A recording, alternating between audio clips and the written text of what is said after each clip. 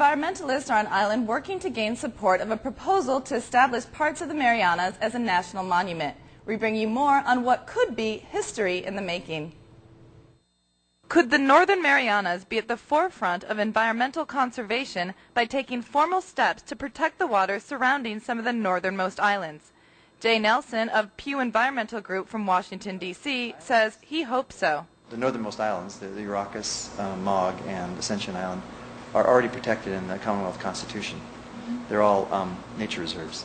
The waters around them, though, are not protected, and out to the 200-mile limit, the 200-mile exclusive economic zone of the U.S., those waters remain open. So our proposal is to protect those waters around the islands. The Commonwealth would still own the islands, but the waters then would be jointly managed by the Commonwealth and the federal government. Nelson tells us what paved the way for this kind of protection.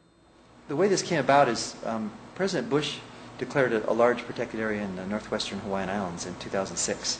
And there was, with the support of the local Native Hawaiians and also the governor of Hawaii and political leadership and business community in Hawaii.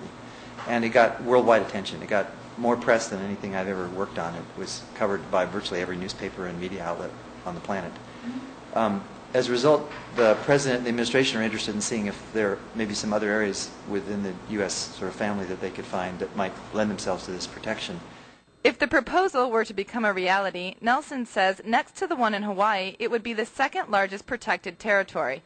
Seabed mining and commercial fishing would no longer be allowed, but indigenous fishing still would be. Nelson tells us when the proposed plan could go into action. George Bush could do it tomorrow. It's specifically a law that was passed in 1906 that allows the president to set aside these protected areas with the stroke of the pen. With Bush only in office for 9 more months, the documents may be needed to be inked sooner than later. The main issue now is that the federal government has to decide they want to do it, and what they want to see is that the Commonwealth, the people of the Commonwealth, and the leaders of the Commonwealth support it. And if we can, if that's true, if the people here can be convinced that it's a worthy project and convey that to the President and the Bush administration, then it could probably happen. Secretary of the Department of Land and Natural Resources, Ignacio de la Cruz, is one person who hopes it doesn't happen. Right off the bat, we are not in favor. De la Cruz expands on why he objects. If the waters, the easy waters to the north are declared a national marine monument, then that would effectively prevent our fishing industry from,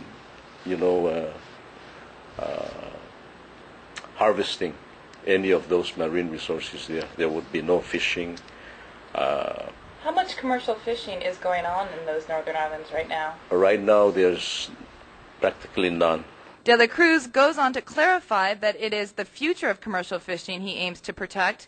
He says there is one way Pew could gain support. If Pew can guarantee the CNMI government something like $200, $300 million a year in cash with no strings attached, then maybe the governor might entertain that idea. In a letter to Nelson, Governor Ben Fitial says, quote, "Although we appreciate Pew's interest in the CNMI, my administration is not prepared to embrace the proposal to establish such a monument in the CNMI at this time." I didn't take it as a no. I took it as a not at this time, and we need more information. Coordinator for Pew, Angelo Villagomez, says information is readily available and Pew will continue to talk to organizations about the proposal. This is an open process. We're trying to reach as many people with the actual proposal. And, if someone has a question or a doubt, I'd like them to come and sit in on a presentation.